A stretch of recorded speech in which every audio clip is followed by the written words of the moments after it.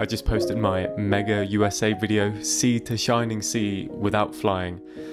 Finally, I've been talking about it for long enough. I'm so happy to have finally got that out there. And I've had a few people messaging me asking things like, did you really enjoy it as much as you seem to in the video? What's it like in the coach seats? And do I recommend doing a journey like this? And do I have any tips for it? And I can understand people wanting to check before they commit to doing this journey, because you can guarantee if you ask online, then the frequent flyer mafia is gonna come out like...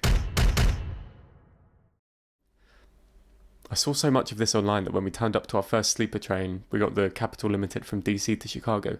I still had it in the back of my mind thinking, is this actually a good idea? Am I going to have a good time? But firstly, yes, I did enjoy this as much as seen in the video. In fact, I enjoyed it even more than is shown in the video. If you're a travel nerd with a long-standing interest in American culture and geography like I was, I can't recommend it enough. But yeah, to answer why not fly more fully, I'm going to let the rest of the video do the talking as I talk about things I did and didn't like and all the ups and downs. And a big question people have is, what are the coach seats like? Because on Amtrak long distance trains there's a few different options for buying tickets, and I use the California Zephyr as an example just because it's the most famous and expensive, but the relative price difference between them and all the options is basically the same across the network. So this room for two will set you back $1,000 between two people. You have this roomette for $560 between two people, and at the very bottom of the pile, the cheapskate option, you have the seat, which is about $140 per person. And yeah, the fancy options seem really nice with access to a toilet and a lot more space and privacy. But do you need to spend all that money on a train ticket? Absolutely not. You'll be happy to hear. We rode from DC to Chicago on the Capital Limited for $80 each. We rode from Chicago to San Francisco on the California Zephyr for about $180 each, with one stop in Salt Lake City. And we rode from San Francisco to LA, also with a stop in Monterey, for $80 each. And I'd so happily do it again. At the end of the video, I said I'd turn back and do it all again in reverse. It was great. I'd happily recommend anybody to take the cheap option, and I'll go over what you get with the cheap option now. So this is what a pair of the seats look like on the upper floor. They're big and comfortable, and you have enough legroom that I could barely touch the seat in front with my toes. You get these big tray tables that extend backwards towards you, 2 US electrical sockets between 2 seats, and a reading light for each seat. The best part is this huge window next to you to enjoy the scenery from your seat, with a curtain if you want to cover it up. But what is it like trying to actually sleep in these things? Obviously it's not as good as being at home in your own bed, but honestly I found that you can sleep pretty well. It's actually quite clever how these things fold out. There's a leg rest that folds out from the front of your seat, and a footrest that folds back from the seat in front of you. So your legs and your feet are supported very nicely on those. It's quite relaxing actually. And then the backrest goes back this far. I shot this just for this video because I knew people would be asking. This is how far it goes back. Yeah, I hear you, you can't call it luxurious, but if you ask me, for the overall travel experience that you're getting anyway, this is a great option to get some sleep without bankrupting yourself going for a cabin. My best tip here is to get a double duvet for the nights. We picked one up at Walmart in DC and it really made so much difference. It adds a little privacy, it keeps you warm, and I think it sort of tricked my brain into thinking I was at home in bed and not on a train tearing through Nebraska in the night. But I'd also recommend bringing a pillow. I didn't do this and I could tell the first night my neck would have been more comfortable if I did, or something that you can roll up for a pillow. If I'm on a normal train or coach, I normally get really painful and restless after a few hours, but these seats really are comfortable enough to spend all day in, especially with the leg rests out. You have this platform to scrunch yourself up and basically sit in whatever way you want. But was it weird sleeping in a shared cabin? And this may seem like a weird answer, but looking back, I honestly didn't think about it at all. I was really comfortable. Everybody is in it together, trying to keep it a nice environment for each other, and yeah, I never felt uneasy. Oh yeah, I should also mention that the rows of seats are staggered, so if you turn over in the night, it's not like you're going to be making eye contact right in the face of the person across the aisle, looking at each other like, yeah, can't sleep? Me neither. Obviously with your coach ticket, you get access to the amazing and famous Amtrak lounge car. I love this so much. Some of the happiest travel memories I have were spent in this place. Adjacent to the lounge car is the dining car. We didn't actually use it. I think it's like almost $20 a meal. Like, it's fine if you wanted to pay for having that like silver service experience on a train moving through America. Like, it does sound great, but we were on these so much we couldn't really afford to do it. We just decided to bring our own snacks, which I'll go through later. Underneath the lounge car there is actually a little cafe, and they do like hot drinks, soft drinks, beer and wine and different snacks, and even have those like fast food things where they'll like put it in the microwave for you. So I think you get instant noodles, and they have a vegan burger. It was frozen and then he like puts it in the microwave and it was $8. So I didn't have have that high expectations, but actually for less than half the price of the dining car to have some food on the train, it was not a bad option. It was definitely not the best vegan burger we had in America. That was torn between many different places, but it was definitely good enough and, you know, a nice surprise. And the only other section is the bathrooms, and this makes a huge difference, so you'll be happy to know I found them absolutely fine. They were always clean when I wanted to use them, and there's so many that I never had to queue. Capital Limited toilet review. I've seen train toilets that look nicer, but everything's in, everything works. There's soap, running water, the sink and the toilet are clean, toilet paper, towels,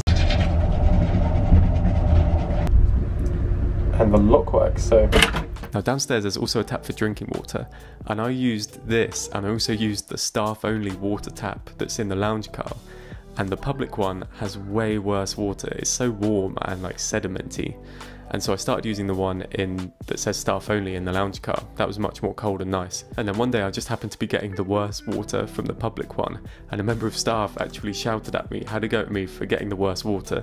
She was like, you know there's one in the lounge car, don't you? So yeah, I don't know what the rules are there. So that's the coach seats. Like I said, a great experience. I'll go through now some other tips based on either things we did right or on mistakes we made, and then I'll cover booking and packing and things like that. On the California Zephyr, sit on the left. I just happened to sit on the left with these other two guys who were generous to make me a space, and they could see that I was trying to film something out the opposite window, out the right hand side, and they just said to me, we did this journey in the other direction a few days ago, don't worry, just wait. In a second, all the other views for the rest of the day are going to be out our side. And they were right. They were all 100% right. All the people on the right wanted to come over to our seats on the left. Either take a seat in your coach section on the left, or get up early at Denver and try and bag a lounge seat on the left. Obviously that's the other side if you're going eastward, bear that in mind. Another tip, check your luggage in if it's going to help you. We didn't always do this, but we had my 40 litre backpack, Molly's 55 litre backpack, our two small day bag backpacks, the bag that had the duvet in, and a whole bag of food. So we were carrying quite a lot, and we could actually fit that all by our feet in the amount of space that you get in the coach seats, or above our head. But sometimes if we had to check out of our place in the morning and we didn't have a train till the evening, we would go down and we would both just check in our big backpacks, and you leave them at the train station and then you can pick them up at the train station on the other side. That's only available in some stations, so check online. But also check online the opening times of the station, because we checked out of our place in Salt Lake City at 10 AM and the California Zephyr doesn't pass through Salt Lake City until 11 PM to pick you up. And so we took our bags down to the station in the morning and it was closed. We couldn't check them in. It's the only train that goes through Utah that day, and they open an hour in advance. You can check your bags in from 10 PM. So we just checked out and we're planning to do a big tourist day free from all our stuff, and it didn't happen. We had to drag it all around all day. Thankfully we have this place where we can kill some time, so there's no way that we can check in our bags because the station's not open. I've looked online, there's no left luggage at Salt Lake City. And we've been here for ages. 5 hours. It's not been an ideal day. Don't get caught out by the opening times. Now these are long journeys on trains that share the track with freight trains, and we were actually quite lucky we didn't have too many delays, but I would still recommend, if you're doing a long journey on the other side, don't book a flight out that day, or don't book anything expensive that day. You should always leave, you know, the next day, just in case you're super late. One time in the Rockies, we actually went on another bit of track to let the eastbound California Zephyr pass. Alright folks, blink and you miss it. Here goes Amtrak 7 off our right side, flying this way towards Granby, Colorado right now. They're clearing up the track just in front of us, and we should be underway here momentarily. And we still had a red light even after it had passed, but they still weren't allowed to go until the light changed. So we sat there while all these guys from the train got off in their boots and their shovels and waded through the snow to try and go and fix this red light for us.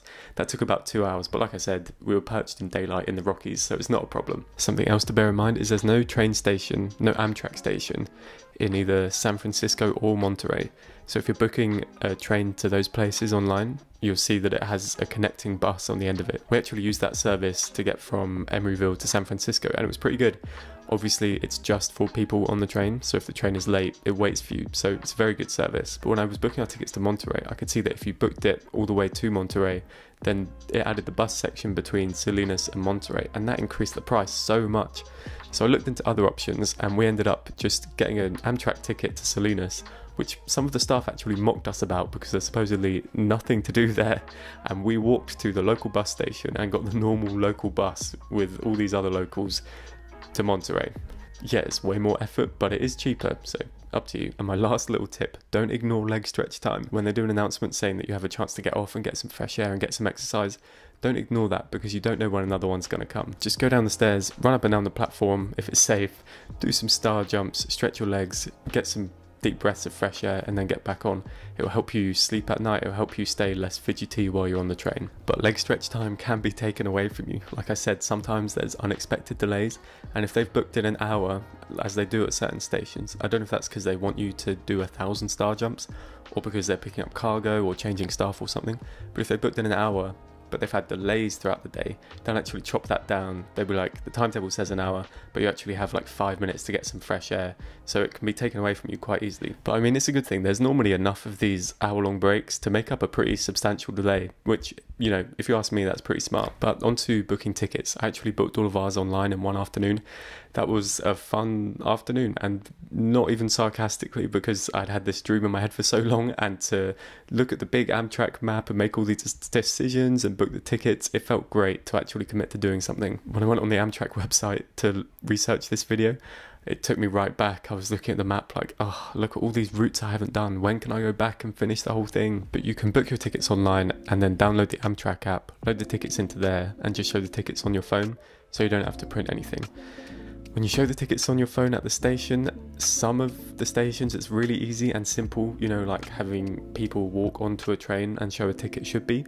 But some of the stations in California, they make it so difficult. I guess all those trains are always sold out, so they have to be really tight. But you have to queue up and see this guy, and he tells you what seats are left, where he's putting you, why it's so important that you sit there and you're not allowed to move. And then when your stop's coming up, he'll come and find you and yell at you to get off. It's like, oh, okay mate, I was actually gonna deliberately miss my stop, but thank you, now that you've told me to get off the train, I'll just jump out the window while it's still moving. That's so useful. Yeah, boarding and getting off the Coast Starlight in California was no fun at all. Actually, the Capital Limited and the California Zephyr, it was so easy. They're not tight about it at all. I mean, especially when we got it at 11 PM from Salt Lake City in the heart of winter, there was nobody on it. We went upstairs and we were like, oh, we can just sit anywhere we want on this whole train. Yes. And finally, things to pack. Obviously, you know things to pack for like general traveling, but this is things specifically not to forget if you're going on Amtrak. You want a US plug to charge your phone with. You want a thin double duvet. You want something to use as a pillow. Idiot, didn't bring one. You want a towel, even a small one, just so you can wash your face and feel a bit more fresh. And you also are going to need some food to survive this whole journey, you know? So we are pretty used to surviving off a few cheap groceries for a few days. But obviously, you know, the scale goes all the way up. Some people have breakfast, lunch and dinner and wine all in the dining car. And if that's you, then yeah, that's up to you. So we brought a loaf of bread, a jar of jam, and yes, jam. Everybody says Americans call jam jelly, but this jar said jam and it had jam in it. And one time we bought a jar of jelly because we made this mistake, and it was jelly. You know, like jelly, like cubes, made up and put in a jar. Yeah, fair enough, that says jelly on the label. And then we bought one that said jam, and that has jam. So this whole Americans call it wrong thing is just not true. Yeah, sorry, a bit of a jam rant, but we also took oranges, bananas, strawberries, chocolates and nuts and apples. I would sometimes get a Coke from the cafe downstairs, and like I said, we had like a half decent vegan burger from the cafe downstairs too for $8. So that's it. If you have any more questions, then yeah, I'll answer them in the comments.